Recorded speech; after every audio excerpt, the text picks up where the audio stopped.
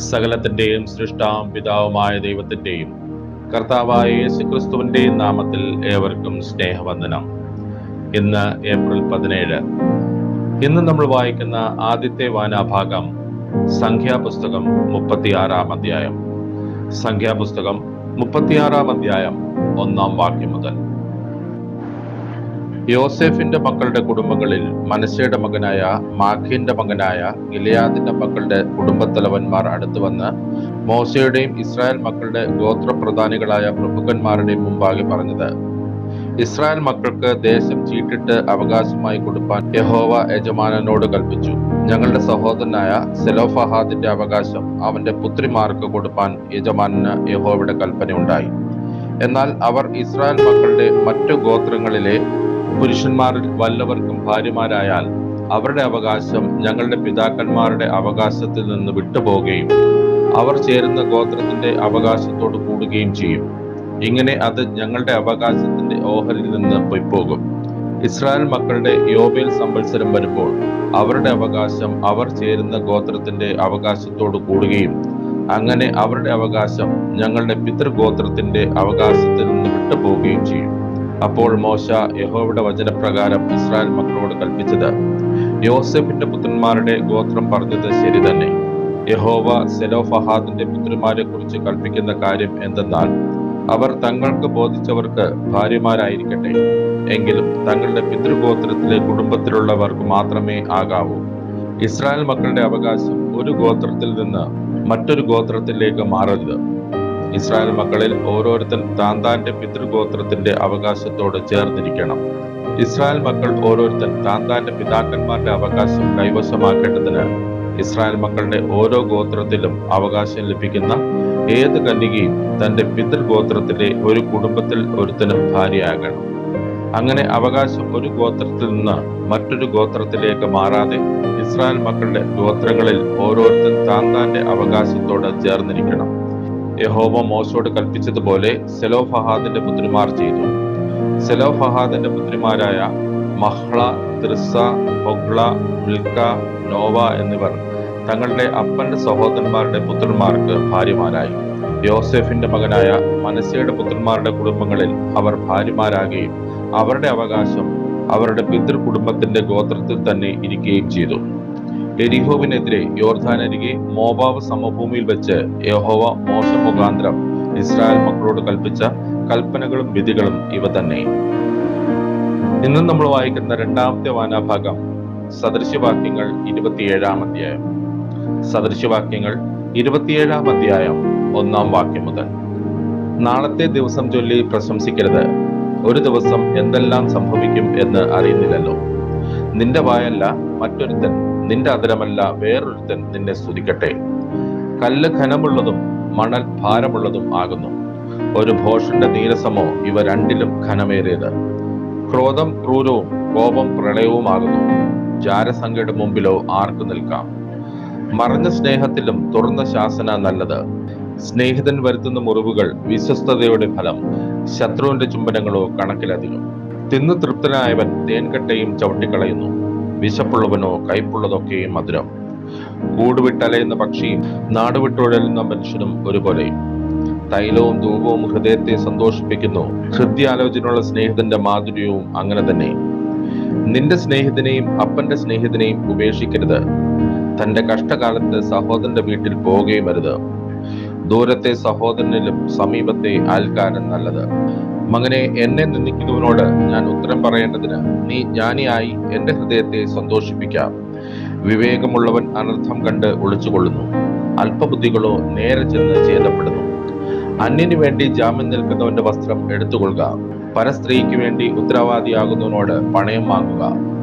അധികാലത്ത് എഴുന്നേറ്റ് സ്നേഹിതനെ ഉച്ചത്തിൽ അനുഗ്രഹിക്കുന്നവന് അത് ശാപമായി എണ്ണപ്പെടും. പെരുമഴയുള്ള ദിവസത്തിൽ ഇടപെടാത്ത ചോർച്ചയും കലഹക്കാരത്തിയായ സ്ത്രീയും ഒരുപോലെ.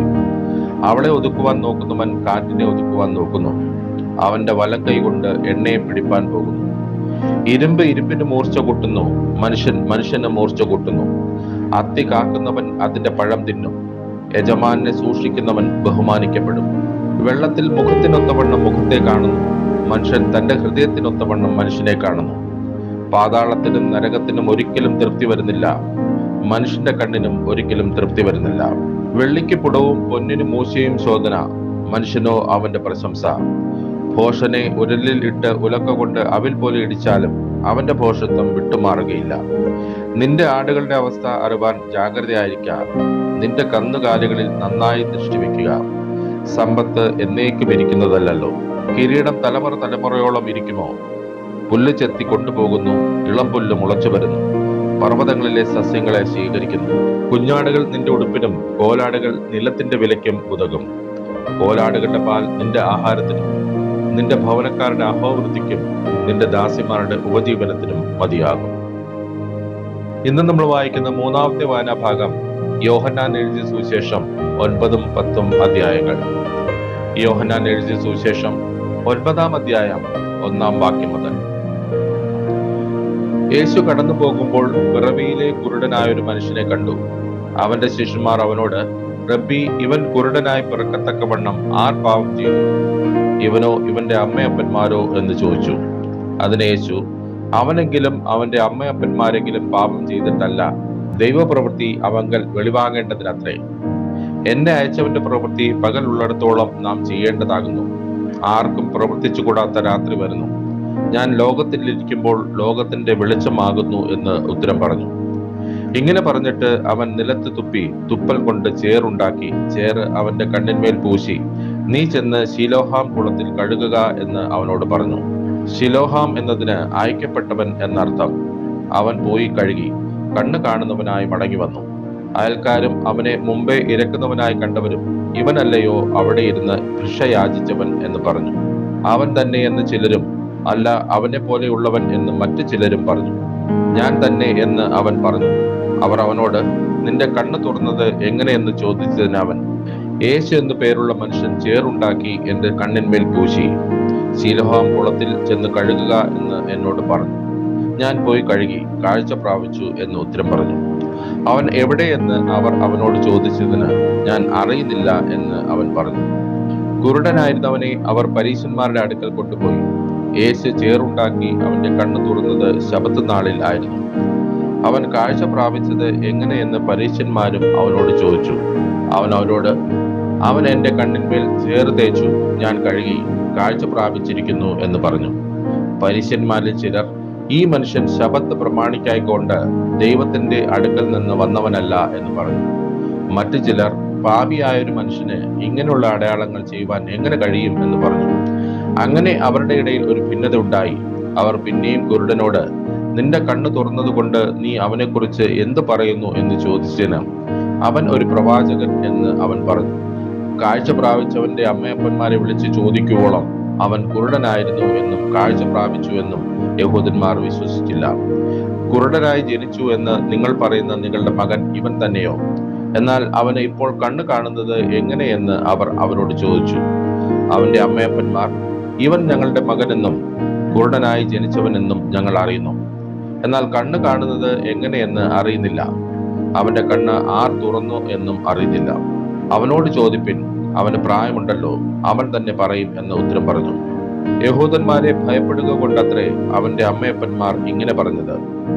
അവനെ ക്രിസ്തു എന്ന് ഏറ്റുപറയുന്നവൻ പള്ളിപ്രശ്നാകണം എന്ന് യഹൂദന്മാർ തമ്മിൽ പറഞ്ഞൊത്തിരുന്നു. അതുകൊണ്ടത്രേ അവന്റെ അമ്മയപ്പന്മാർ, അവന് പ്രായമുണ്ടല്ലോ, അവനോട് ചോദിപ്പിൻ എന്ന് പറഞ്ഞത്. കുരുടനായിരുന്ന മനുഷ്യനെ അവർ രണ്ടാമത് വിളിച്ചു. ദൈവത്തിന് മഹത്വം കൊടുക്കാം, ആ മനുഷ്യൻ പാപി എന്ന് ഞങ്ങൾ അറിയുന്നു എന്ന് പറഞ്ഞു. അതിനവൻ, അവൻ പാപിയോ അല്ലയോ എന്ന് ഞാൻ അറിയുന്നില്ല. ഒന്നറിയുന്നു, ഞാൻ കുരുടനായിരുന്നു, ഇപ്പോൾ കണ്ണു കാണുന്നു എന്ന് ഉത്തരം പറഞ്ഞു. അവർ അവനോട്, അവൻ നിനക്ക് എന്ത് ചെയ്തു? നിന്റെ കണ്ണ് എങ്ങനെ തുറന്നു എന്ന് ചോദിച്ചു. അതിനവൻ, ഞാൻ നിങ്ങളോട് പറഞ്ഞുവല്ലോ, നിങ്ങൾ ശ്രദ്ധിച്ചില്ല. വീണ്ടും കേൾപ്പാൻ ഇച്ഛിക്കുന്നത് എന്ത്? നിങ്ങൾക്കും അവന്റെ ശിഷ്യന്മാർ ആകുവാൻ മനസ്സുണ്ടോ എന്ന് ഉത്തരം പറഞ്ഞു. അപ്പോൾ അവർ അവനെ ശകാരിച്ചു. നീ അവന്റെ ശിഷ്യൻ, ഞങ്ങൾ മോശയുടെ ശിഷ്യന്മാർ. മോശയോട് ദൈവം സംസാരിച്ചു എന്ന് ഞങ്ങൾ അറിയുന്നു, ഇവനോ എവിടെ നിന്ന് എന്ന് അറിയുന്നില്ല എന്ന് പറഞ്ഞു. ആ മനുഷ്യൻ അവരോട്, എന്റെ കണ്ണ് തുറന്നിട്ടും അവൻ എവിടെ നിന്ന് എന്ന് നിങ്ങൾ അറിയാത്തത് ആശ്ചര്യം. പാപികളുടെ പ്രാർത്ഥന ദൈവം കേൾക്കുന്നില്ല എന്നും ദൈവഭക്തനായിരുന്ന് അവന്റെ ഇഷ്ടം ചെയ്യുന്നവന്റെ പ്രാർത്ഥന കേൾക്കുന്നു എന്നും നാം അറിയുന്നു. കുരുടനായി പിറന്നവന്റെ കണ്ണ് ആരെങ്കിലും തുറന്ന പ്രകാരം ലോകമുണ്ടായത് മുതൽ കേട്ടിട്ടില്ല. ദൈവത്തിന്റെ അടുക്കൽ നിന്ന് വന്നവൻ അല്ലെങ്കിൽ അവന് ഒന്നും ചെയ്യുവാൻ കഴിയുകയില്ല എന്ന് ഉത്തരം പറഞ്ഞു. അവർ അവനോട്, നീ മുഴുവനും പാപത്തിൽ പിറന്നവൻ, നീ ഞങ്ങളെ ഉപദേശിക്കുന്നുവോ എന്ന് പറഞ്ഞ് അവനെ പുറത്താക്കി കളഞ്ഞു. അവനെ പുറത്താക്കി എന്ന് യേശു കേട്ട് അവനെ കണ്ടപ്പോൾ, നീ ദൈവപുത്രനിൽ വിശ്വസിക്കുന്നുവോ എന്ന് ചോദിച്ചു. അതിനവൻ, യജമാനനെ, അവൻ ആർ ആകുന്നു? ഞാൻ അവനിൽ വിശ്വസിക്കാം എന്ന് ഉത്തരം പറഞ്ഞു. യേശു അവനോട്, നീ അവനെ കണ്ടിട്ടുണ്ട്, നിന്നോട് സംസാരിക്കുന്നവൻ അവൻ തന്നെ എന്ന് പറഞ്ഞു. ഉടനെ അവൻ, കർത്താവെ, ഞാൻ വിശ്വസിക്കുന്നു എന്ന് പറഞ്ഞ് അവനെ നമസ്കരിച്ചു. കാണാത്തവർ കാണുവാനും കാണുന്നവർ കുരുടർ ആകുവാനും ഇങ്ങനെ ന്യായവിധിക്കായി ഞാൻ ഇഹലോകത്തിൽ വന്നു എന്ന് യേശു പറഞ്ഞു. അവനോട് കൂടെയുള്ള ചില പരീശന്മാർ ഇത് കേട്ടിട്ട്, ഞങ്ങളും കുരുടരോ എന്ന് ചോദിച്ചു. യേശുവിനോട്, നിങ്ങൾ കുരുടർ ആയിരുന്നുവെങ്കിൽ നിങ്ങൾക്ക് പാപമില്ലായിരുന്നു. എന്നാൽ ഞങ്ങൾ കാണുന്നുവെന്ന് നിങ്ങൾ പറയുന്നത് കൊണ്ട് നിങ്ങളുടെ പാപം നിൽക്കുന്നു എന്ന് പറഞ്ഞു. യോഹന്നാൻ എഴുതിയ സുവിശേഷം 10-ാം അധ്യായം 1-ാം വാക്യം മുതൽ. ആമേൻ ആമേൻ, ഞാൻ നിങ്ങളോട് പറയുന്നു, ആട്ടിൻ തൊഴുത്തിൽ വാതിലിലൂടെ കടക്കാതെ വേറെ വഴിയായി കടക്കുന്നവൻ കള്ളനും കവർച്ചക്കാരനും ആകുന്നു. വാതിലൂടെ കടക്കുന്നവനോ ആടുകളുടെ ഇടയനാകുന്നു. അവന് വാതിൽ കാവൽക്കാരൻ തുറന്നു കൊടുക്കുന്നു. ആടുകൾ അവന്റെ ശബ്ദം കേൾക്കുന്നു. തന്റെ ആടുകളെ അവൻ പേർ ചൊല്ലി വിളിച്ച് പുറത്തു കൊണ്ടുപോകുന്നു. തനിക്കുള്ളവയൊക്കെയും പുറത്തു കൊണ്ടുപോയ ശേഷം അവൻ അവയ്ക്ക് മുമ്പായി നടക്കുന്നു. ആടുകൾ അവന്റെ ശബ്ദം അറിഞ്ഞ് അവനെ അനുഗമിക്കുന്നു. അന്യന്മാരുടെ ശബ്ദം അറിയാതെ കൊണ്ട് അവ അന്യനെ അനുഗമിക്കാതെ വിട്ട് ഓടിപ്പോകും. ഈ സാദൃശ്യം യേശു അവരോട് പറഞ്ഞു. എന്നാൽ തങ്ങളോട് പറഞ്ഞത് ഇന്നത് എന്ന് അവർ ഗ്രഹിച്ചില്ല. യേശു പിന്നെയും അവരോട് പറഞ്ഞത്, ആമേൻ ആമേൻ, ഞാൻ നിങ്ങളോട് പറയുന്നു, ആടുകളുടെ വാതിൽ ഞാനാകുന്നു. എനിക്ക് മുമ്പേ വന്നവരൊക്കെയും കള്ളന്മാരും കവർച്ചക്കാരും അത്രേ. ആടുകളോ അവരുടെ വാക്ക് കേട്ടില്ല. ഞാൻ വാതിലാകുന്നു, എന്നിലൂടെ കടക്കുന്നവൻ രക്ഷപ്പെടും. അവൻ അകത്ത് വരികയും പുറത്തു പോവുകയും മേച്ചൽ കണ്ടെത്തുകയും ചെയ്യും. മോഷ്ടിപ്പാനും അറുപ്പാനും മുടിപ്പാനും അല്ലാതെ കള്ളൻ വരുന്നില്ല. അവർക്ക് ജീവൻ ഉണ്ടാകുവാനും സമൃദ്ധിയായി ഉണ്ടാകുവാനും അത്രേ ഞാൻ വന്നിരിക്കുന്നത്. ഞാൻ നല്ല ഇടയനാകുന്നു.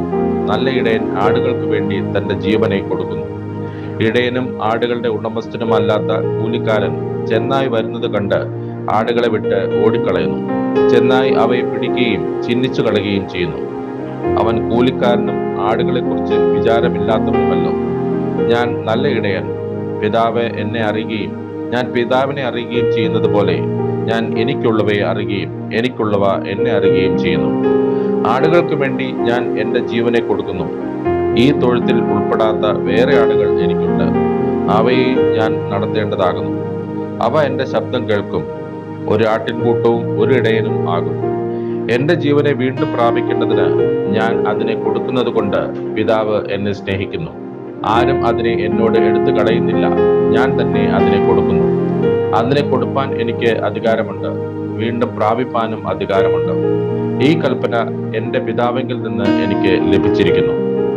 ഈ വചനം നിമിത്തം യഹൂദന്മാരുടെ ഇടയിൽ പിന്നെയും ഭിന്നത ഉണ്ടായി. അവരിൽ പലരും, അവന് ഭൂതമുണ്ട്, അവൻ ഭ്രാന്തനാകുന്നു, അവന്റെ വാക്ക് കേൾക്കുന്നത് എന്തിന് എന്ന് പറഞ്ഞു. മറ്റു ചിലർ, ഇത് ഭൂതക്രിസ്തുവിന്റെ വാക്കല്ല, ഭൂതത്തിന് കുരുടന്മാരുടെ കണ്ണു തുറപ്പാൻ കഴിയുമോ എന്ന് പറഞ്ഞു. അനന്തരം യെരുശലേമിൽ പ്രതിഷ്ഠോത്സവം ആചരിച്ചു. അന്ന് ശീതകാലമായിരുന്നു. യേശു ദൈവാലയത്തിൽ ശലോമോന്റെ മണ്ഡപത്തിൽ നടന്നുകൊണ്ടിരുന്നു. യഹൂദന്മാർ അവനെ വളഞ്ഞു, നീ എത്രത്തോളം ഞങ്ങളെ ആശിപ്പിക്കുന്നു? നീ ക്രിസ്തുവെങ്കിൽ സ്പഷ്ടമായി പറക എന്ന് അവനോട് പറഞ്ഞു. യേശു അവരോട് ഉത്തരം പറഞ്ഞത്, ഞാൻ നിങ്ങളോട് പറഞ്ഞിട്ടുണ്ട്, എങ്കിലും നിങ്ങൾ വിശ്വസിക്കുന്നില്ല. എന്റെ പിതാവിന്റെ നാമത്തിൽ ഞാൻ ചെയ്യുന്ന പ്രവൃത്തികൾ എനിക്ക് സാക്ഷ്യമാകുന്നു. നിങ്ങളോ എന്റെ ആടുകളുടെ കൂട്ടത്തിലുള്ളവരല്ലായകയാൽ വിശ്വസിക്കുന്നില്ല. എന്റെ ആടുകൾ എന്റെ ശബ്ദം കേൾക്കുന്നു. ഞാൻ അവയെ അറിയുകയും അവ എന്നെ അനുഗമിക്കുകയും ചെയ്യുന്നു. ഞാൻ അവയ്ക്ക് നിത്യജീവൻ കൊടുക്കുന്നു. അവ ഒരു നാളും നശിച്ചു പോകുകയില്ല. ആരും അവയെ എന്റെ കയ്യിൽ നിന്ന് പിടിച്ചു പറിക്കുകയുമില്ല. അവയെ തന്നിരിക്കുന്ന എന്റെ പിതാവ് എല്ലാവരിലും വലിയവൻ. പിതാവിന്റെ കയ്യിൽ നിന്ന് പിടിച്ചു പറിപ്പാൻ ആർക്കും കഴിയുകയില്ല. ഞാനും പിതാവും ഒന്നാകുന്നു. യഹൂദന്മാർ അവനെ എറിവാൻ പിന്നെയും കല്ലെടുത്തു. യേശു അവരോട്, പിതാവിന്റെ കൽപ്പനയാൽ ഞാൻ പല നല്ല പ്രവൃത്തികൾ നിങ്ങളെ കാണിച്ചിരിക്കുന്നു. അവയിൽ ഏത് പ്രവൃത്തി നിമിത്തം നിങ്ങൾ എന്നെ കല്ലെറിയുന്നു എന്ന് ചോദിച്ചു. യഹൂദന്മാർ അവനോട്, നല്ല പ്രവൃത്തി നിമിത്തമല്ല, ദൈവദൂഷണ നിമിത്തവും നീ മനുഷ്യനായിരിക്കെ നിന്നെ തന്നെ ദൈവം ആക്കുന്നത് കൊണ്ടും അത്രേ ഞങ്ങൾ നിന്നെ കല്ലെറിയുന്നത് എന്ന് ഉത്തരം പറഞ്ഞു. യേശു അവരോട്, നിങ്ങൾ ദേവന്മാരാകുന്നു എന്ന് ഞാൻ പറഞ്ഞു എന്ന് നിങ്ങളുടെ ന്യായപ്രമാണത്തിൽ എഴുതിയിരിക്കുന്നില്ലയോ? ദൈവത്തിന്റെ അരുളപ്പാടുണ്ടായിട്ടുള്ളവരെ ദേവന്മാർ എന്ന് പറഞ്ഞുവെങ്കിൽ തിരുവഴുത്തിന് നീക്കം വന്നുകൂടായല്ലോ.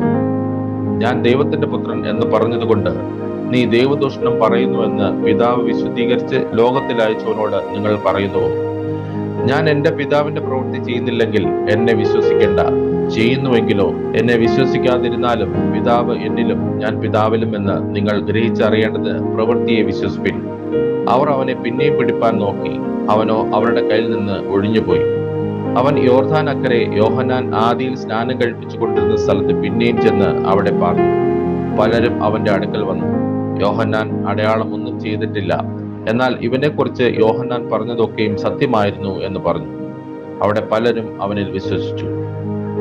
ഇന്ന് നമ്മൾ വായിച്ചു കേട്ട ഈ വേദഭാഗങ്ങളാൽ പിതാവായ ദൈവത്തിൽ നിന്നും കർത്താവായ ക്രിസ്തുയേശുവിൽ നിന്നും ഏവർക്കും കൃപയും കനിവും സമാധാനവും ഉണ്ടാകട്ടെ. ആമേൻ.